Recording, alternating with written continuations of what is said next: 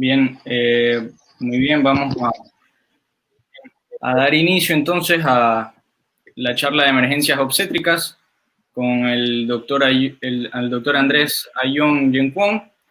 El doctor es médico graduado en la Universidad Católica Santiago de Guayaquil, es especialista en ginecología y obstetricia, es docente en nuestra universidad, además de médico tratante en el Hospital Alcíbar y la Fundación Naim Isaías Barquet. Entonces, sin nada más que agregar, doctor, adelante. Bien, buenas tardes con todos. Esta nueva forma no nueva, pero esta forma de comunicación con ustedes, pues nos lleva hacia cosas buenas y cosas malas en realidad. Lo malo es la falta del roce, de la presencialidad, que es siempre muy importante para saber cuáles o para poder retroalimentar nuestras expresiones entre todos ustedes. El hablarle a una máquina es un poco complicado, pero también nos permite llevar un poco con menos formalidad una charla y con lo que he visto hasta ahora nos permite llegar un poco mejor a la gente. Todo depende de la predisposición que tengamos. Así que comencemos. Voy a hablarles acerca de emergencias obstétricas. Es un tema un poco amplio en realidad porque implicaría tener que ver exactamente qué es en una emergencia en cada situación obstétrica. Vamos comenzando por el principio y vamos a ir de lo más básico hacia lo que sigue, ¿de acuerdo? Entonces, esa imagen que ustedes tienen allí corresponde a un cielo estrellado. Están ustedes viendo a la constelación de la Osa Mayor. Cuando los navegantes querían ir a alguna parte en los tiempos en los que no teníamos virtualidad ni nada de este tipo de cosas, utilizaban a la Osa Mayor para poder dirigirse hacia donde querían. Quiero que mantengan esa imagen en la cabeza en el transcurso de la charla, por favor.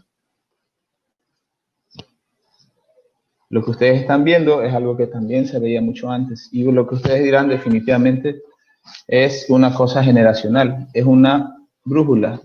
La brújula apunta al norte, ¿sí? ¿Cómo sabían nuestros navegantes cuál era el norte sin tener una brújula? Pues veían a la Osa Mayor. Se preguntarán qué tiene todo esto que ver con lo que sigue. Lo veremos.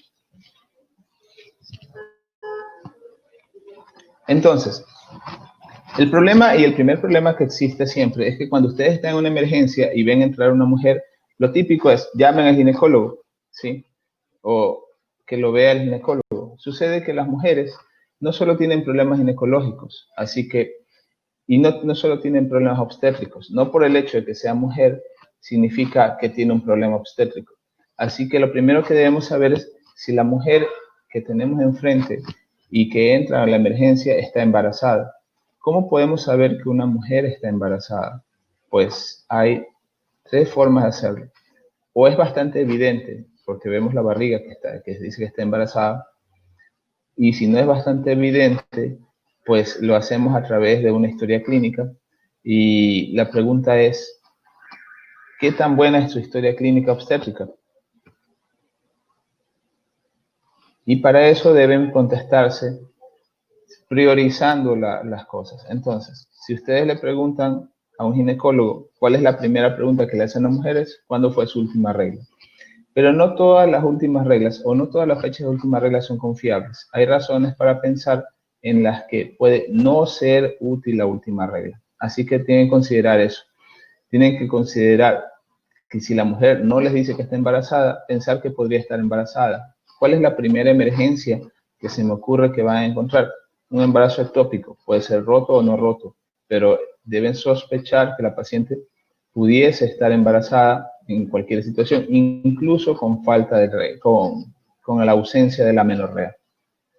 La siguiente pregunta y las siguientes dos preguntas que nos hacemos cuando vemos una mujer que aparentemente podría estar embarazada es cómo está la madre y cómo está el feto.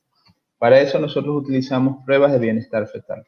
Las pruebas de bienestar fetal son absolutamente importantes porque antes de comenzar a tratar a una paciente, que sea que pueda estar sangrando o pueda estar con dolor, primero tienen que saber cómo está ese bebé. Créanme que en forma legal y en forma médica es importantísimo saber si ustedes van a tratar a una mujer con feto vivo o feto muerto, porque si ustedes hacen toda una serie de esfuerzos para después enterarse que el bebé de esa paciente está muerto y ustedes no se lo dijeron a la mamá, van a tener más de un problema. Así que, ¿cómo sabemos? ¿Qué es lo siguiente que sabemos o que debemos saber una vez que nos enteramos de que la mujer está embarazada? Pues tenemos que saber cuánto tiempo tiene de embarazo. Supongo que sus profesores de obstetricia les enseñaron muy bien a hacerlo. Ahora, si no se los enseñaron o no lo aprendieron, posiblemente ustedes tengan una aplicación en el teléfono que les diga qué edad gestacional tiene. Bastante fácil. Si no tienen eso, pueden hacerlo por altura uterina. Recuerden, cuando tienen un embarazo cuya altura uterina llega, o sea, es para suponerlo, no es exacto, pero la altura uterina llega a nivel de la sínfisis del pubis, tiene un embarazo de alrededor de 12 semanas.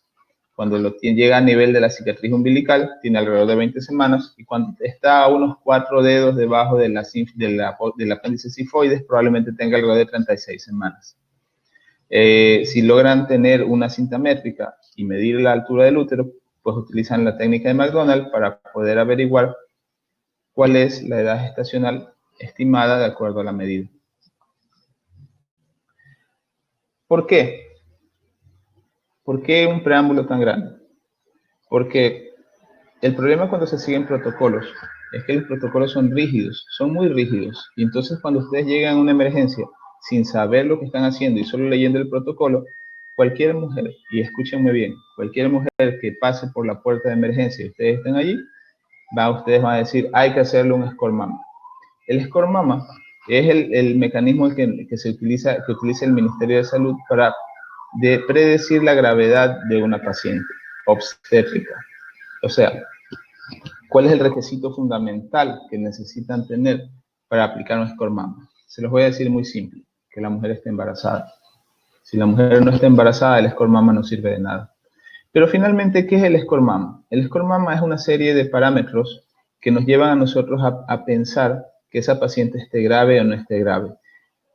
La gravedad se mide bajo diferentes puntos de vista y lo que vamos a ver es, y lo que ya hemos visto antes, es la medición de algunos parámetros. Básicamente, la presión, la temperatura, la saturación de oxígeno y el estado de conciencia.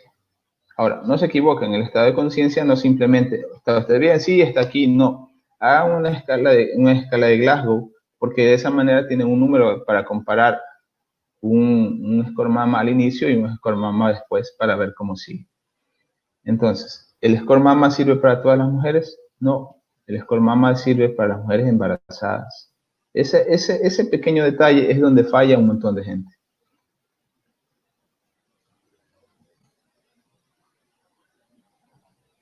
Ya sabemos cómo está la mamá. La mamá sabemos cómo está haciendo un score mama. Le damos un puntaje y a través del puntaje nosotros, si tiene más de 6, declaramos o no declaramos una clave amarillo, azul o roja, dependiendo del tipo de emergencia que tengamos. Ahora, ¿cómo sabemos que el bebé está bien? Algo que sus profesores deben haberle dicho durante mucho tiempo y siempre es que los movimientos fetales son fundamentales. Los movimientos fetales nos dicen a nosotros que un bebé está bien. De hecho, muy rara vez un bebé que está mal se mueve. Los bebés que no están mal, que no están en buena salud, no se mueven. Así que lo primero que se pierde en una mujer embarazada para que su bebé esté mal son los movimientos fetales. El bebé deja de moverse. Concepto fundamental, que es lo primero que olvidan siempre cuando llegan a los hospitales. ¿Cuál es el problema con estos movimientos fetales? Que depende de la edad gestacional. Así que necesitan un poco de conocimiento. ¿Desde cuándo se puede confiar en los movimientos fetales? Desde las 18 a 20 semanas. Y el presunto con eso es que los movimientos fetales ustedes no los ven, los siente la mujer. La mujer es la que dice, mi bebé se mueve. ¿De acuerdo? El problema está en cómo hacen ustedes para transmitir una cosa subjetiva, que es el movimiento que les está diciendo la mujer que tiene, a algo objetivo, que es algo que puedan medir o puedan ver. Y es a través de dos cosas, de la auscultación de los latidos cardíacos fetales y del monitoreo cardíaco fetal. He notado en muchos de ustedes que lo primero cuando les hago la pregunta de cómo está el bebé y qué deberían hacer, dicen, hagámosle un eco. Mi pregunta es, si ustedes ya visitaron algún hospital, ¿vieron cuántos ecos hay en la emergencia? Y si los hay, ¿vieron cuánta gente sabe manejarlos? Pregunta retórica. No espero una respuesta, pero se las voy a dar yo. Ni lo uno ni lo otro. Primero que no hay ecógrafos. Y segundo, en caso de encontrarlos, nadie lo sabe manejar. Entonces, ¿qué es lo más simple? Escuchen ustedes los latidos o vigilen ustedes el movimiento del bebé. ¿Cómo vigilamos el movimiento del bebé? A través de un monitoreo cardíaco fetal. Supongo que aprendieron a hacer monitoreos cardíacos fetales. Cuando ya tienen el paciente hospitalizado, ingresado dentro del hospital, entonces ya es más fácil. Hago una ecografía básica y más que eso, actualmente, antes hacíamos perfiles biofísicos, ahora hacemos ecografías Doppler. La ecografía Doppler me puede predecir la muerte de un bebé en las próximas 24 horas, o sea, me da suficiente tiempo para actuar. Así que la pregunta es, ¿cómo viabilizo lo que acabo de decir? Pues es simple. Utilizo un mini Doppler, ¿sí? Perdón un ratito.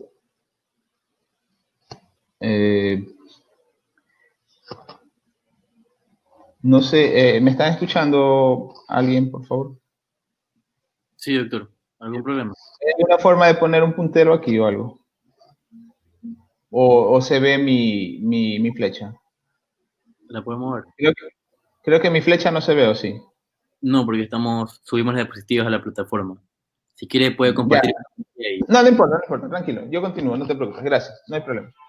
Bien, decía, ¿qué hacemos entonces? Lo primero que dijimos fue que le preguntamos a una mujer si su bebé se mueve. Entonces, si su bebé se mueve, básicamente el bebé podemos pensar que está bien. Así que si el bebé se mueve, nosotros podemos ocultar los latidos del bebé, sea con mini Doppler, con un estetoscopio de Pinar o haciendo un monitoreo cardíaco fetal.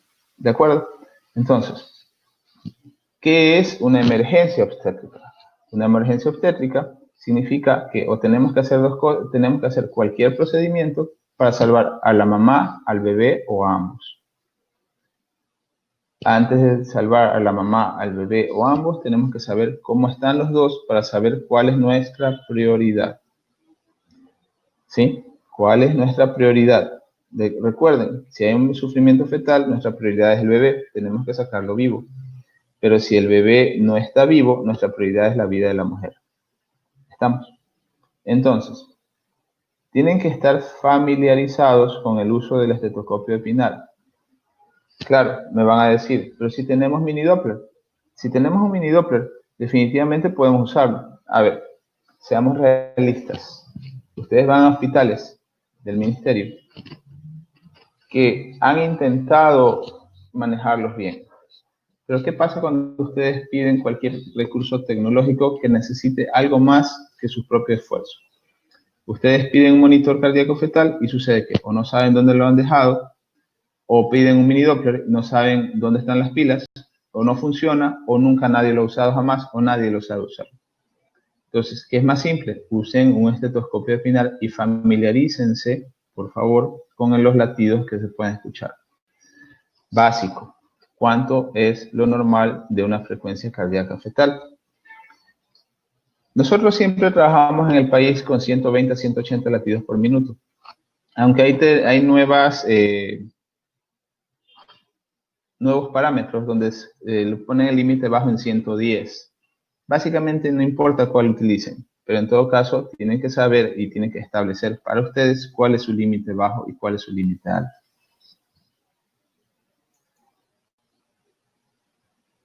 Así que, dicho eso, ¿cuáles son las emergencias obstétricas que podemos encontrar? ¿Qué medidas especiales existen para atender las emergencias obstétricas? Y finalmente, ¿cuáles son los objetivos del tratamiento? ¿Sí? En el primer trimestre de embarazo, una mujer Nosotros no podemos saber que está embarazada a simple vista. Simplemente la vemos y es o que ella nos dice que está embarazada o que nosotros hayamos confirmado el embarazo, ya sea por historia clínica, preguntándole la fecha de última regla, o a través de un examen como una ecografía para saber si es que realmente está embarazada. Así que hay varias opciones. La paciente tiene una amenaza de aborto, un aborto en curso, puede tener una mola, e incluso cualquier mujer, e incluso con falta de amenorrea, puede tener un embarazo ectópico. Si no tenemos eso en cuenta, va a ser muy difícil que la tratemos. En el segundo trimestre de embarazo, podemos nosotros tener un sangrado que se deba a una placenta previa, a un desprendimiento de placenta, a un aborto tardío o a un parto pretérmino. ¿Cuál es el común denominador de todo esto? En la amenaza de aborto, el bebé está vivo. En el aborto de curso, el bebé no lo está. La mola no tiene bebé. Y en el embarazo ectópico, la vida de la bebé es la que está, la vida de la paciente es la que está en peligro. En el segundo trimestre de embarazo, tanto en la placenta previa como en el desprendimiento de placenta y en el parto pretérmino, el bebé está vivo, pero en el aborto tardío el bebé no está vivo. Entonces, es importante, muy importante, que ustedes sepan antes de comenzar cualquier tratamiento si el bebé está vivo o no. Esta tabla seguramente todos la han visto. ¿Cómo diferencian una placenta previa de un desprendimiento de placenta? Deben saber que esta charla no es una clase y no es mi intención darles una plática acerca de cómo diferencian un desprendimiento de placenta de una placenta previa. Pero esta tabla lo define claramente, ¿de acuerdo? Entonces, básicamente, se debe diferenciar entre el dolor y el sangrado, ¿sí? Si el sangrado es rojo rutilante, es más probable que sea una placenta previa. Si es un sangrado negruzco, es más probable que sea un desprendimiento de placenta. Si está acompañado de dolor, es más probable que sea un desprendimiento de placenta. Y si no tiene dolor y es sangre roja, probablemente sea una placenta previa. ¿Por qué deben diferenciar eso? Porque el tratamiento es diferente. En el tercer trimestre todavía persiste la posibilidad de un desprendimiento de placenta y también persiste lo de la placenta previa. Pero esta vez le agregamos un componente más, el sufrimiento fetal o si ya está en trabajo de parto y se convierte en un parto distósico. Distosia significa parto difícil. Toda distosia nos lleva a nosotros a pensar que debemos practicar una cesárea. La pregunta es, sí, eso es simple, lo hacemos así, perfecto. Mi pregunta es, ¿ustedes pueden hacer una cesárea? No. El tratamiento de las emergencias obstétricas consiste en estabilizar a las pacientes. Estabilizarlas para que vea el ginecólogo y logre solucionar el problema. ¿Cuáles son los problemas obstétricos que ustedes sí pueden solucionar? Ustedes pueden solucionar una atonía uterina, pueden solucionar un parto, pero todas las demás opciones, bueno, incluso también pueden hacer un legrado, pero todas las demás opciones amerita que ustedes tengan un norte bien claro, salvar a la paciente. E incluso me atrevería a decir que en el caso del escormama y las claves obstétricas, ni siquiera es salvar al bebé, es salvar a la paciente.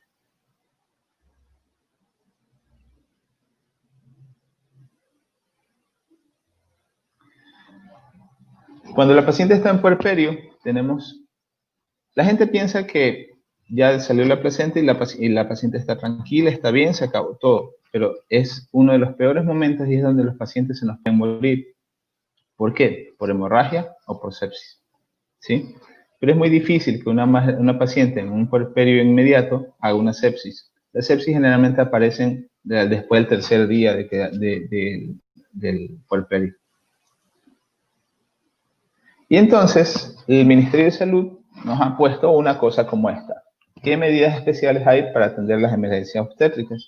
Entonces, nos dio el score mamá y las claves obstétricas. ¿Sí? Una pesadilla. Quienes estuvieron conmigo probablemente los atormenté durante muchos días y muchas clases para algo que está escrito aquí. ¿Por qué? Porque finalmente Lo que hay aquí es un checklist, es un manual de procedimientos, es una repartición de funciones. Bien. Así que tenemos, después de que le hacemos un score mama, que lo van a ver y lo tienen que repasar cada vez que puedan, cuando hagan un score mama, tienen que, si el score mama les da más de 6, tienen que declarar clave amarilla, azul y rojo. En un mundo ideal, ustedes van a tener en el área de emergencia 3 kits, el kit amarillo, azul y rojo. Pero ni se hagan ilusiones, no crean que en ese kit van a encontrar todo lo que necesitan. Probablemente alguna vez lo hubo, pero lo fueron utilizando y lo más probable es que no esté completo.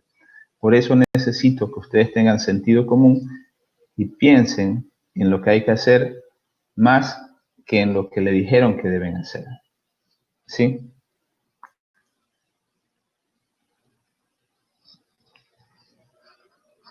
Hay dos palabras que definen lo que les acabo de decir.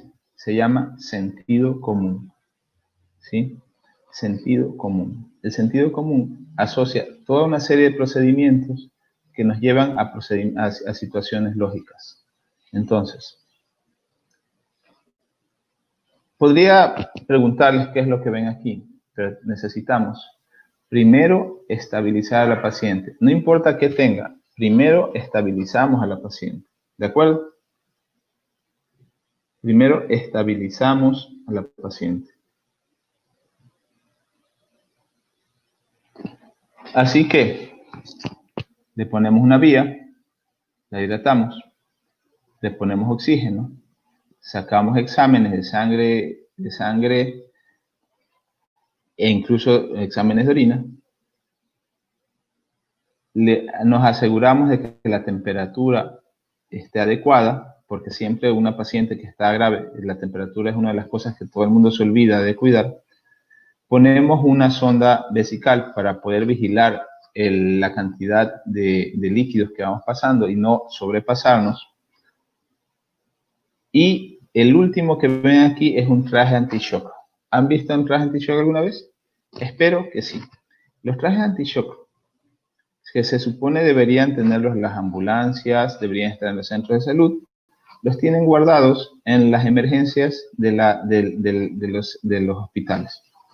Ridículo, porque se supone que el traje de anti-shock es lo que va a salvar a la paciente en las primeras horas de su emergencia, pero los tienen guardadas en la emergencia y no las ponen en donde deberían estar, que debe ser en los centros de salud y en las emergencias.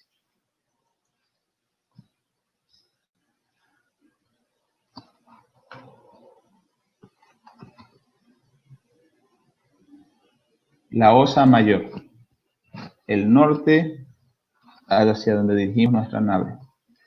Cada clave tiene un norte. El norte de la clave amarilla es administrar antibióticos en la primera hora. Si nosotros buscamos el norte, en la dirección hacia donde debemos dirigirnos, en una clave amarilla, es esta. Dar antibióticos en la primera hora y mantener la presión arterial. Las claves no fueron creadas para tratar a la paciente en forma obstétrica. Las claves fueron creadas para mantener la vida de la paciente hasta que el ginecólogo tome el caso y le salve la vida. Pero quienes le habrán salvado la vida no habrá sido el ginecólogo, habrán sido ustedes como médicos generales, como médicos emergenciólogos. Si ustedes declaran una clave amarilla, lo primero que debe estar en su cabeza es que deben dar antibióticos en la primera hora y mantener la presión arterial, mantenerla normal. Una vez que ustedes estabilizan a la paciente, tienen que revalorar a la paciente y se revalora a través de escalas, que puede ser una escala de SOFA o una de Quick SOFA, para saber la gravedad de la paciente, ¿sí? Ojo, estamos diciendo que una vez que usted hizo el score mama y declaró clave amarilla y dijo que tenía más de 6 en el score mama y declaró la clave amarilla, lo primero que debe hacer no es hacer el SOFA ni el Quick SOFA, es estabilizar a la paciente. Si ustedes recuerdan qué significa estabilizar a la paciente, significa que le pusieron la vía, le pusieron líquidos, le pusieron oxígeno, tomaron las muestras, y particularmente en la sepsis, deben haber tomado las muestras para hemocultivo y urocultivo, deben haber cubierto a la paciente, vigilar su diuresis y ver, en este caso, si es necesario o no un traje anti-shock. Generalmente el traje anti-shock está reservado para la clave roja.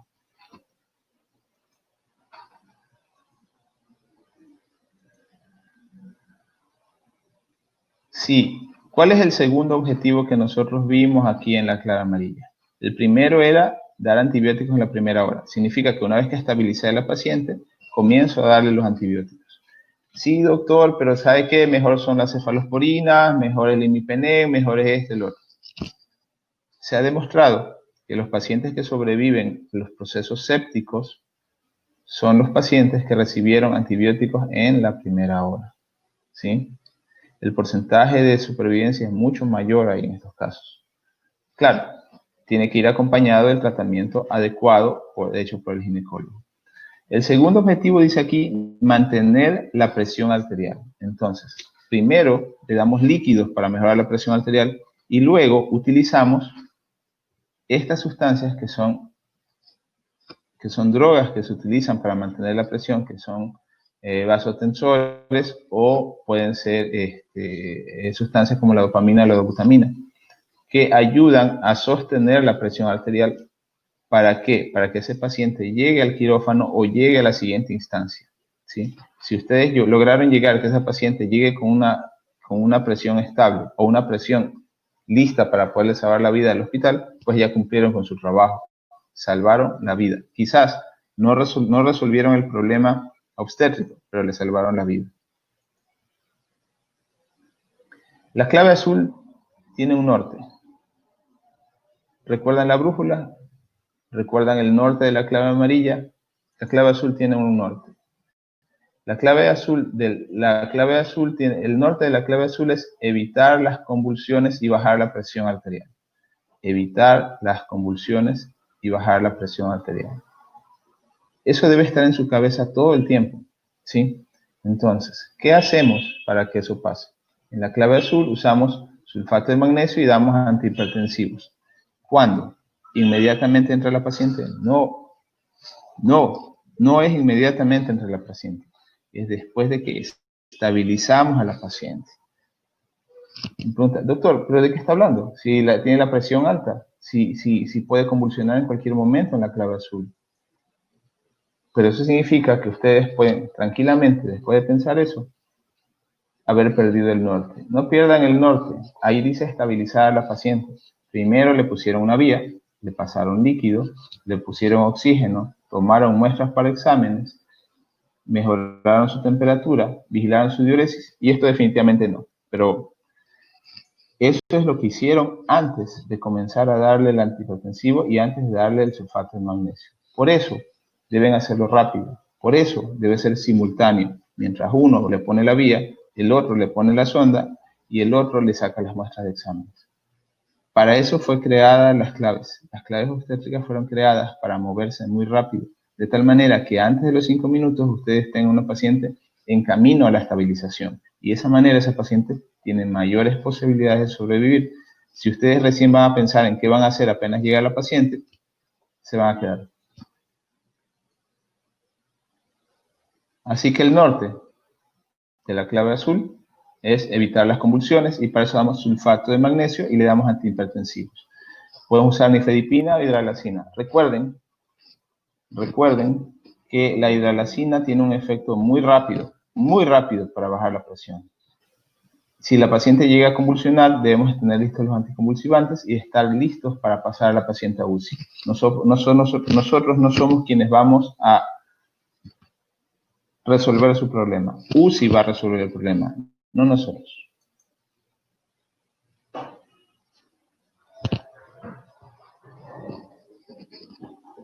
A veces no queremos ir al norte, a veces queremos ir al sur. ¿Sí? Esa estrella se llama Casiopea. Casiopea es la estrella más brillante que se ve desde la Tierra mirando hacia el sur. ¿Sí? No se ve en todas partes, pero es la estrella más brillante que hay. Y eso nos lleva hacia el sur. La clave roja es el sur. La clave roja tiene una única intención: reponer volumen y mantener la presión arterial. Reponer volumen y mantener la presión arterial. Porque una paciente que no tiene sangre, una paciente que se muere en el camino, ninguno de nosotros como ginecólogo puede recuperar. Y aquí tenemos los casos de desprendimiento de placenta y tenemos los casos en el caso del puerperio, tenemos los casos de atonía uterina, donde ustedes sí pueden salvar a la paciente. ¿Recuerdan la clave amarilla, cómo después de estabilizarla le hacíamos una escala de SOFA? Pues después de estabilizar una clave roja, nosotros lo utilizamos una escala de shock hemorrágico, ¿sí? Esta escala nos dice a nosotros cuánta sangre perdió y cuánta sangre tenemos que ponerle, ¿sí? Entonces, esta escala de aquí, o cualquier escala que nos indique cómo reponer la sangre, nos va a ayudar mucho. Es verdad, la forma de reponer líquidos debería ser con una vía venosa central, pero si ustedes van a estar en un lugar donde no se le puede poner la vía venosa central todavía, tienen que manejarse con lo que tengan, con la parte clínica, y lo hacen a través de esta escala de Basket. Así que, ¿qué hacemos en una clave roja? Si es una atonía uterina, usamos oxitocina o utilizamos prostaglandínicos a través de la vía rectal. Y últimamente, nuevos derivados de la oxitocina que están dando bastante buen efecto. Si es una paciente que no cede a la oxitocina, usamos un balón intrauterino. El balón intrauterino es muy caro, pero se puede hacer con un preservativo y con una sonda. Creo que en algunos de ustedes les enseñé a hacer una cosa así, pero si no, pues es muy fácil de hacer. En los momentos en que ustedes estén en la emergencia, esperando pacientes, pueden practicar haciendo balones de Bakri. El balón se llama balón de Bakri, pero este balón intrauterino que nosotros hacemos es una imitación del balón de Bakri. No estaría bien llamarle un balón de Bakri a eso de ahí. Una de las cosas que el ministerio exigió es que todo médico general aprenda a utilizar esta especie de jeringuilla que está aquí, que se llama AMEU.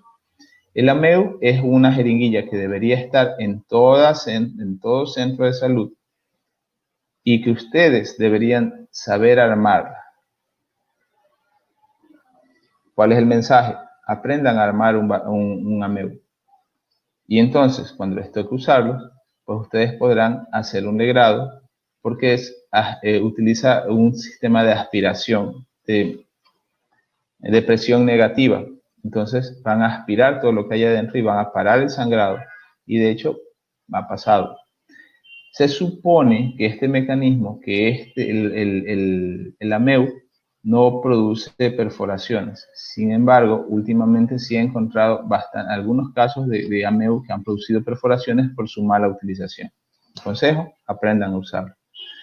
Y si saben hacer una cesárea, pues eso va a salvar la vida de la paciente y probablemente de su bebé. Finalmente, no solamente las claves obstétricas dadas por el score mamá son lo que va a salvar la vida de la paciente o del bebé. Cuando una paciente llega en expulsivo, cuando una paciente llega en trabajo de parto, ustedes deben ser capaces de atender esa emergencia. Lo que están viendo en la parte alta, inmediatamente debajo de atención de parto, se llama prosidencia de cordón. La prosidencia de cordón es una emergencia muy grande, es peligrosa, pero ¿saben qué? Ustedes pueden salvar ese bebé. ¿Cómo?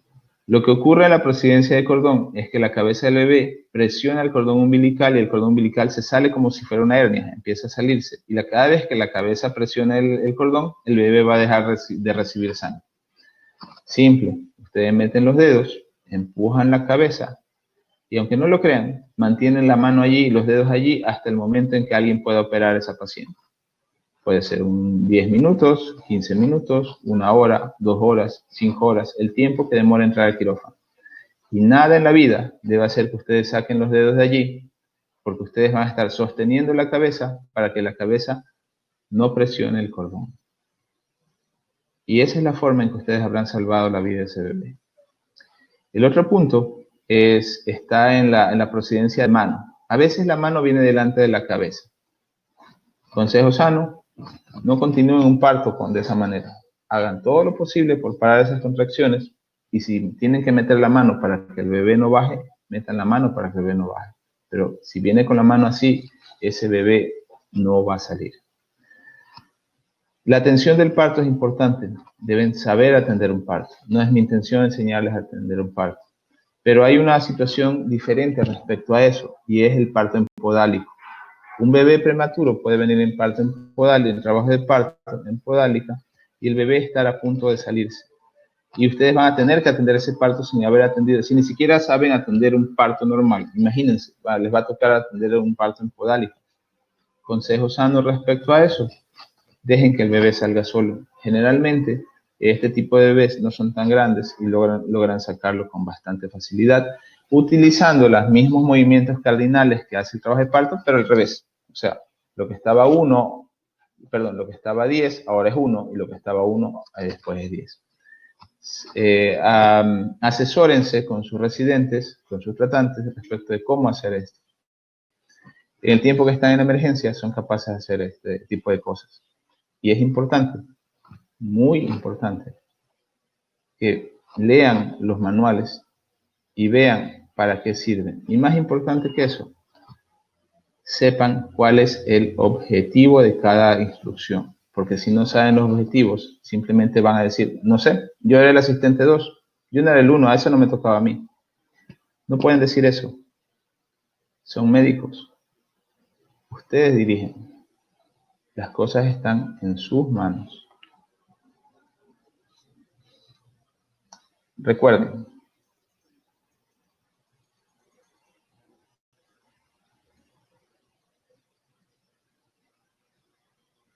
hay que establecer cuál es su norte. Hay que establecer dónde está su osa mayor y hay que dirigirse para allá. Gracias.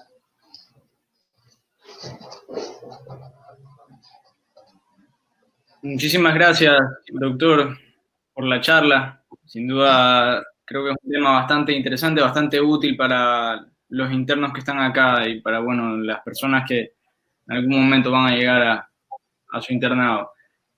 A continuación iba a dar la ronda de preguntas. Si es que hay alguien que tenga alguna pregunta, por favor, pueden comentarla acá en el chat. Hay personas que están preguntando si es que la charla va a quedar grabada. Efectivamente, va a quedar grabada en nuestro canal de YouTube, que después se los vamos a hacer llegar en algún link.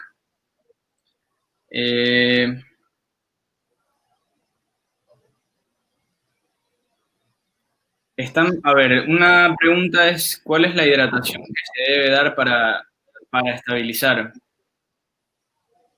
Que, Bien, la hidratación depende, pues. Recuerden cuál es el norte.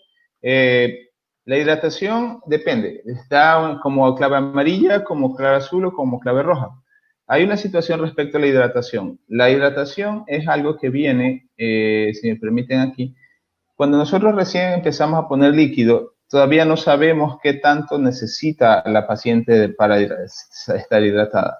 Pero la forma en que nosotros aplicamos la hidratación a través de las claves es a través de bolos de 100 y 200 cc. Entonces, ¿qué es lo que nos lleva a nosotros en el caso de emergencia, en el caso de las claves, solo en el caso de las claves y solo en el caso de las emergencias obstétricas, a poner bolos de líquido? Es la presión arterial, la presión y la diuresis. Si la paciente tiene una diuresis menor de 30 cc por hora y la presión arterial permanece por debajo de 90, entonces nosotros debemos empezar a pasar bolos de 200 cc. Una de las cosas que pasan, por ejemplo, en la clave amarilla, es que hay una hipotensión constante, a pesar de que el volumen de líquido no haya bajado tanto. Entonces, el subir la presión es nuestro principal objetivo. Así que ponemos bolos de 200 cc. En el caso de la clave roja, donde nosotros tenemos pérdidas de sangre, nosotros para saber cuánto vamos a aplicar en la clave roja, utilizamos la escala de Basket.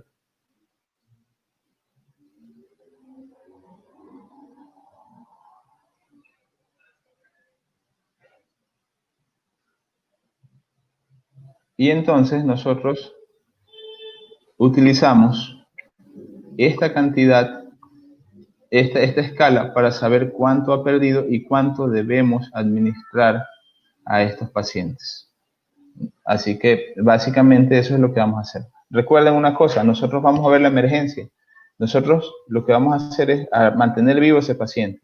Estos pacientes de aquí van a irse a UCI. UCI va a manejar ese control de líquidos. Nosotros inicialmente solo vamos, para ser claros, solo vamos a dar bolos de 200 cc o decir cuándo sí y cuándo no.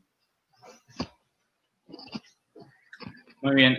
La siguiente pregunta que veo por acá es ¿cómo detenemos las contracciones? ¿Perdón? A ver, una pregunta aquí dice ¿cómo detenemos las contracciones? Supongo que se refería cuando... A ver, una emergencia obstétrica, porque el tema es emergencias obstétricas, se refiere a qué situaciones ponen en peligro la vida del paciente, de la paciente o del bebé. Las contracciones son situaciones en las cuales van a hacer que el útero se dilate, el cuello del útero se dilate y el bebé corre el riesgo de nacer prematuro. Sí, nosotros deberíamos dar tratamiento para las contracciones, pero eso no es una emergencia obstétrica. Lo de las contracciones es una patología de obstetricia llamada amenaza de parto y depende de la dilatación que tenga. Básicamente, lo que ustedes deberían utilizar son tocolíticos. Los tocolíticos que utilizamos nosotros son la nifedipina, que en realidad está bien, pero que demora un poco en actuar. Pero es cuando ya tenemos una dilatación mayor de 4 centímetros, tenemos una paciente en trabajo de parto. Así que lo que se nos viene es atender el parto.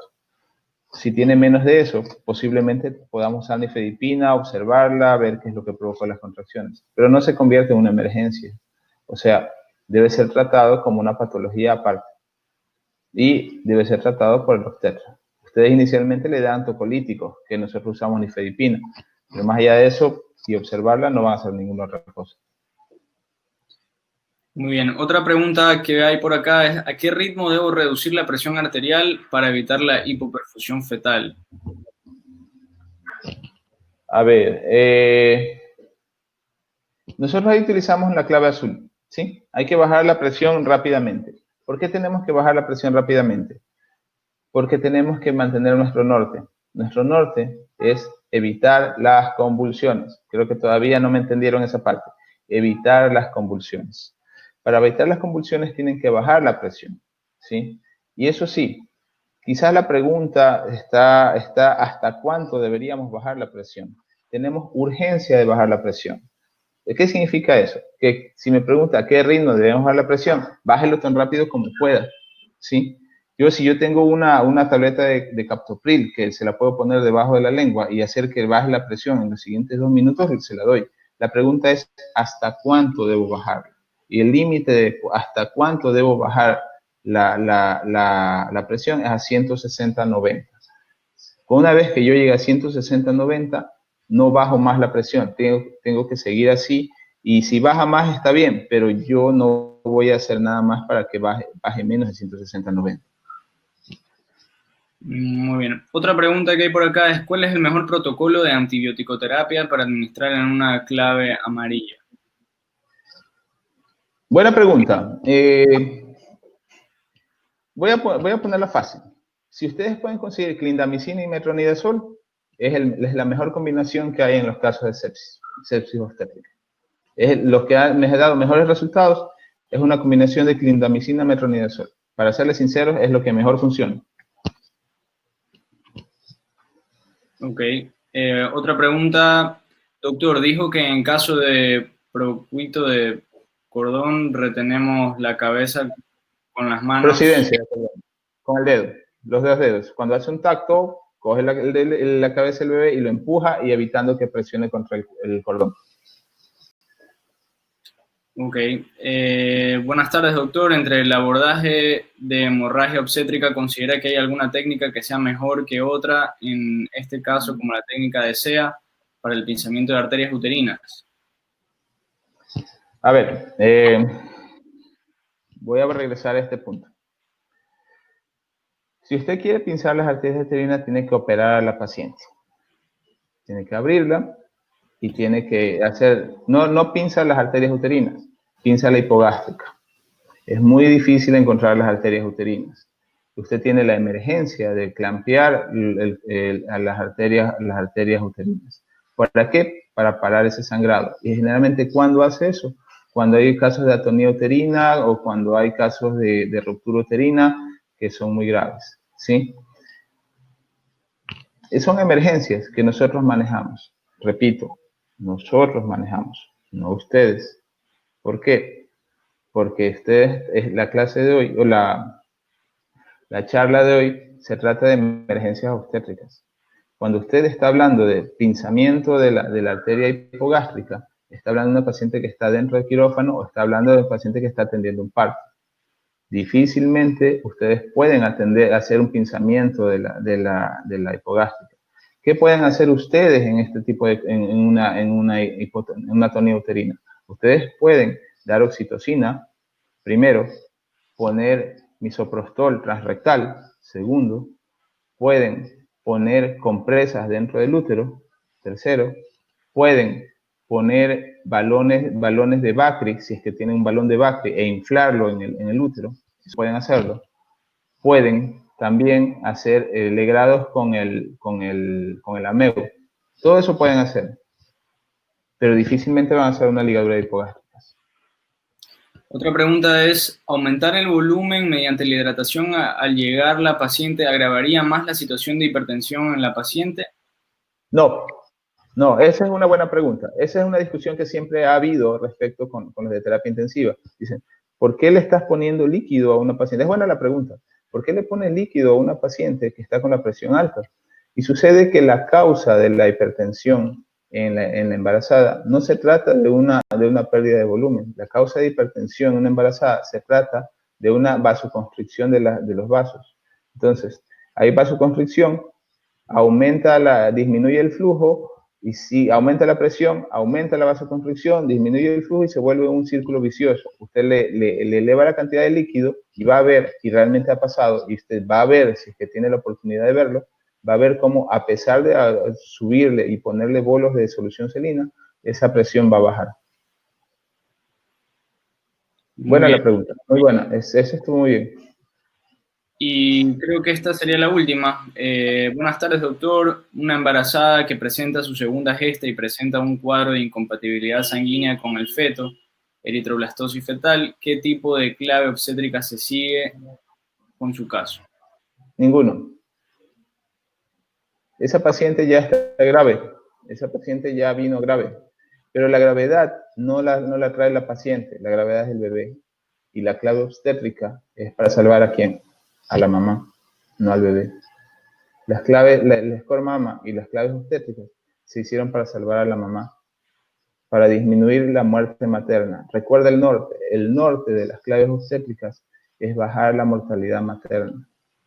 Un bebé que tiene eritroblastosis fetal es un bebé grave que se puede morir y probablemente se muera por eritroblastosis fetal, pero no va a provocar ningún síntoma en la madre. ¿Y es frecuente encontrar hasta a este punto alguna eritroblastosis fetal? No, es muy raro. Antes había más, pero ahora con el cuidado, con el control prenatal, porque se le pide el tipo de sangre, se hace el test de Kuhn, se vigila que no haya eritroblastosis fetal, que no haya hidrops fetal. Entonces, cuando uno hace el eco, uno puede encontrar un hidrops fetal. Vigila el crecimiento fetal. Uno lo ve antes, ¿no? Por eso el control prenatal es tan importante. Listo. Ya, y la última pregunta, ahora sí, doctor. ¿Sí puedo dar tocolíticos en procedencia de cordón? ¿Para qué? Si ya se supone que ya tiene dilatación, si usted ya encuentra una procedencia de cordón, ya está dilatado y eso no lo va a cerrar, de ninguna manera. Ese bebé tiene que salir, ese bebé tiene que nacer, tiene que hacer salir ese bebé. No sé si me explico en ese punto. Ese bebé tiene que nacer ya. Ok. Porque ya tiene la dilatación. Usted no va a regresar esa dilatación, eso no va a pasar. Listo. Entonces creo que eso sería todo por en cuanto, Doctor, muchísimas gracias. Le reiteramos nuestro agradecimiento. Sin duda que esta charla ha sido productiva para todos los asistentes que van a iniciar su internado este año. Gracias, suerte para todos. Muchísimas gracias, doctor, en nombre de la Asociación de Estudiantes. Hasta una próxima vez, entonces. Suerte. Gracias por invitarme. Cuídense.